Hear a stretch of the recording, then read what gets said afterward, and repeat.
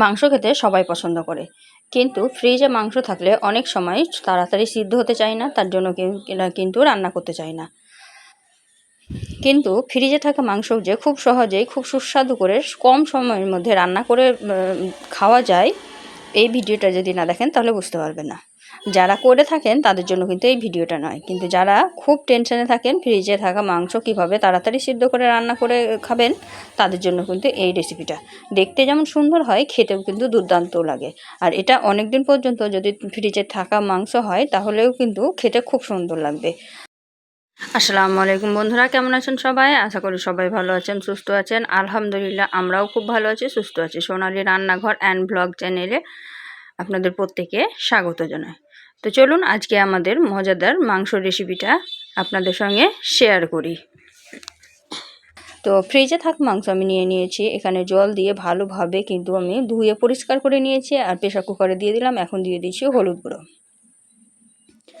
হলুদ গুঁড়ো দিয়ে দিলাম। এখানে বেশি পরিমাণে মাংস আছে বলে আমি বেশি পরিমাণে হলুদ গুঁড়ো দিয়েছি, 2 চামচ পরিমাণে হলুদ গুঁড়ো দিয়ে দিলাম।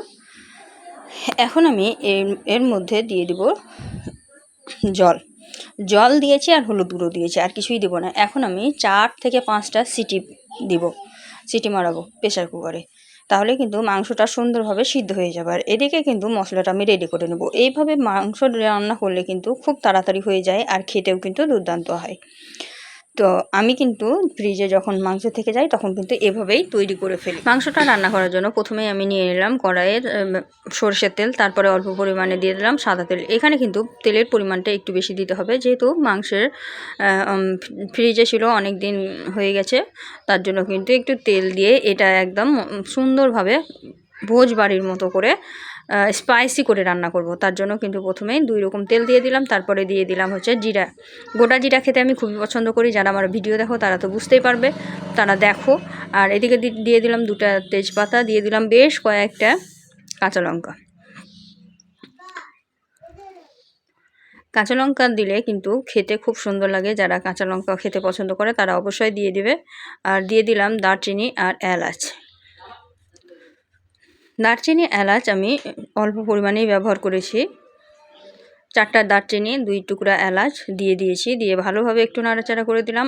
আর এই সময় কিন্তু আমি মশলাটাও অ্যাড করে দেবো, তা না হলে কিন্তু লঙ্কাটা বেশি ভাজলে, যেহেতু গোটা গোটা লঙ্কা আছে তাই ফেটে চোখে মুখে লাগতে পারে, তাই এর সঙ্গে কিন্তু মশলাটা সঙ্গে সঙ্গে অ্যাড করে দেবেন, তাহলে কিন্তু লঙ্কাটা আর ফাটবে না, ছিটবে না। এখন আমি প্রথমেই অ্যাড করে দিচ্ছি আদা রসুন আর জিরার পেস্ট।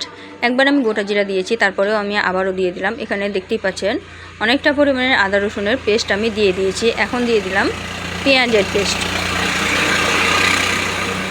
আমি কিন্তু পেঁয়াজের পেস্ট দিয়েই রান্নাটা তৈরি করব, কাটা পেঁয়াজ দিয়ে তৈরি করব না, যেহেতু বললাম যে খুব তাড়াতাড়ির মধ্যে রেসিপিটা তৈরি করব, তার জন্য কিন্তু আমি পেঁয়াজ পেস্ট দিয়েছি। পেঁয়াজটা গলতে অনেকটা সময় লাগে, তাই পেস্ট করে দিয়ে দিয়েছি। তো দেখতেই পাচ্ছেন আমি সব কিছু একসঙ্গে ভালোভাবে মিশিয়ে নিচ্ছি। মশলাটা যত সুন্দরভাবে তৈরি করবেন রান্নাটাও কিন্তু তার দুর্দান্ত হবে। আর প্রেশার কুকারটা পাশে বসানো আছে, দেখতেই পাচ্ছেন, দেখা যাচ্ছে দেখুন ভিডিওতে। তো আমি কিন্তু প্রেশার কুকারে মাংসটা সিদ্ধ হতে দিয়ে পাশে মশলাটা তৈরি করে নিচ্ছি। যতক্ষণে আমার মাংস তৈরি হবে ততক্ষণে কিন্তু আমার মশলাটাও রেডি হয়ে যাবে, আর একসঙ্গে কিন্তু দুটো কাজ হয়ে যাবে, আর মাংস রান্নাটাও খুব সহজেই খুব তাড়াতাড়ি হয়ে যাবে। এখন আমি দিয়ে দিলাম মশলার মধ্যে স্বাদ মতো লবণ। পরে যদি লাগে তাহলে কিন্তু আমি আবার অ্যাড করব, তাই প্রথমে আমি অল্প পরিমাণেই দিয়ে দিলাম। যেহেতু মাংসটা গ্রেভি হবে, খুব ঝোল হবে না, তার জন্য কিন্তু অল্প পরিমাণে দিয়ে দিলাম। দেখুন তেল ফুটে উপরে আসছে, ভালোভাবে ফুটে গেছে। আর এদিকে প্রেসারের সিটি মারছে, প্রেসারের মাংসটাও কিন্তু আমার সুন্দরভাবে সিদ্ধ হয়ে গেছে। আমি বন্ধ করে সাইডে নামিয়ে রেখে দিয়েছি। আর যেহেতু আমি ওইদিকে মাংসটা মানে প্রেশার কুকার থেকে বার করছিলাম, তার জন্য কিন্তু এইদিকে খুন্তিটা দিয়ে কড়াইয়ের মধ্যে রেখে দিয়েছি।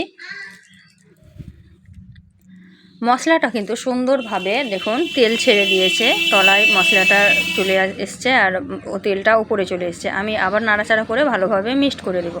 এইভাবে সময় নিয়ে কষিয়ে মশলাটাকে কিন্তু তৈরি করতে হবে, তাহলেই কিন্তু মাংসটা খেতে দুর্দান্ত লাগবে।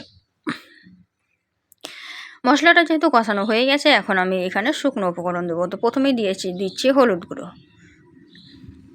হলুদ গুঁড়ো দিয়ে দিলাম, ভালোভাবে মিক্সড করে নিলাম। হলুদ গুঁড়োটা সঙ্গে সঙ্গে মিক্সড না করলে আবার একটা দানা ভাব চলে আসে, তো তার জন্য সঙ্গে সঙ্গে মিক্সড করে নিলাম।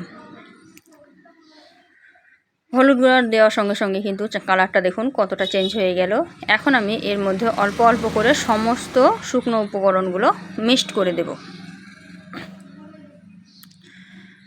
তো এখানে আমি এখন দিয়ে দিলাম জিরা ধনিয়ার পাউডার, বেশ কিছুটা পরিমাণ, অনেকটা পরিমাণের মাংস আছে তাই বেশি করে দিয়ে দিলাম। জিরা ধনিয়া পাউডার দিয়ে দিলাম।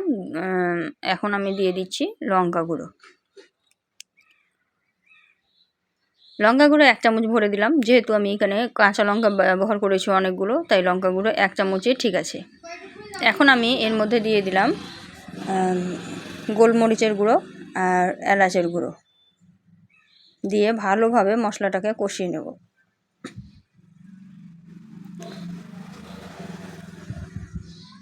মশলাটা কিন্তু দেখুন ভালোভাবে মাখা মাখা হয়ে গেছে।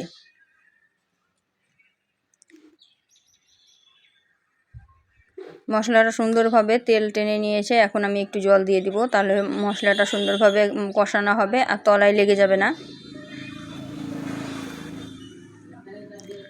ভালোভাবে মিক্সড করে দিলাম। মিক্সড করে আমি একটুর জন্য রেখে দিলাম, তাতে করে মাংসর মানে মশলার তেলটা উপরে উঠে আসবে আর সুন্দরভাবে তেল ছেড়ে দেবে মশলা থেকে। মোবাইলটা যেহেতু আমি চেঞ্জ করেছি তাই কালারটা কিন্তু খুব সুন্দর আসছে না, এমনি রিয়ালিটিতে খুব সুন্দর কালার এসেছিলো। কিছু করার নাই, একটু অ্যাডজাস্ট করে দেখে নিতে হবে, এই ক্যামেরাটা অত ভালো নয়। তো দেখতেই পাচ্ছেন সুন্দরভাবে কিন্তু তেল ছেড়ে দিয়েছে, উপরে সুন্দর একটা কালার এসেছে। আমি আবারও ভালোভাবে নাড়াচাড়া করে দেবো। এইভাবে নাড়াচাড়া করে দিয়ে ভালোভাবে কিন্তু মশলাটা কষিয়ে নিতে হবে। তা আমি আবারও ভালোভাবে কষিয়ে নিলাম মশলাটাকে, তারপরেই কিন্তু আমি মাংসটাকে দিয়ে দিব।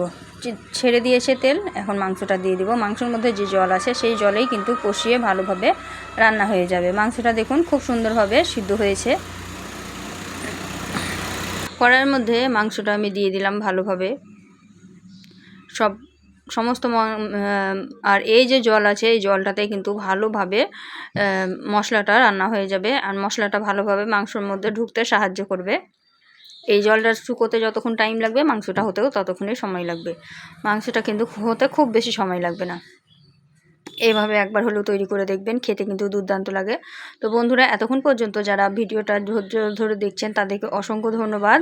এভাবেই আপনারা সাপোর্ট করবেন, আপনাদের সহযোগিতায় কিন্তু আমরা একটু একটু করে এক ধাপ করে এগিয়ে যেতে পারবো। আর যেসব বন্ধুরা প্রথম ভিডিওটা দেখছেন চ্যানেলটিকে সাবস্ক্রাইব করেনি, তাদেরকে একটাই অনুরোধ, চ্যানেলটিকে সাবস্ক্রাইব করে পাশে থাকা অল বাটনটিকে ক্লিক করে আমার পাশে থেকে যাবেন। তো দেখতে পেলেন আমি এখন এটাকে ঢাকা দিয়ে কিছুক্ষণের জন্য রেখে দেব। ঢাকা দিয়ে কিছুক্ষণের জন্য রেখে দিলে অনেকটা জল কমে যাবে আর মাংসটাও কিন্তু অনেকটা ঝুরো ঝুরো হয়ে যাবে। তাতে করে দেখতেও সুন্দর লাগবে, খেতেও সুন্দর লাগবে আর ভিতর পর্যন্ত মশলা ঢুকবে, কোনো রকমের বাজে স্মেল থাকবে না। দেখুন কত সুন্দর টকবক টকবক করে ফুটছে। তা আমি কিছুক্ষণের জন্য কিন্তু ঢাকা দিয়ে এটাকে রান্না করেছিলাম। তারপরে অনেকটা জলটা কমে এসেছিল, তারপরে আমি আপনাদেরকে দেখাচ্ছি। তো দেখুন লাস্ট ফিনিশিংয়ে জলটা একদম কমে এসেছে আর একদম মাখো মাখো হয়েছে। এই রকম মাংস দিয়ে রুটি, পরোটা, ভাত যার সঙ্গেই খাবেন একদম জমে যাবে। আর কেউ বিশ্বাসই করবে না এটা ফ্রিজে রাখা ছিল, মনে হবে টাটকা ফ্রেশ মাংস রান্না করা হয়েছে। টাটকা ফ্রেশ মাংস মনে হয় এত টেস্টি হয় না যতটা টেস্টি এইভাবে রান্না করলে হয়।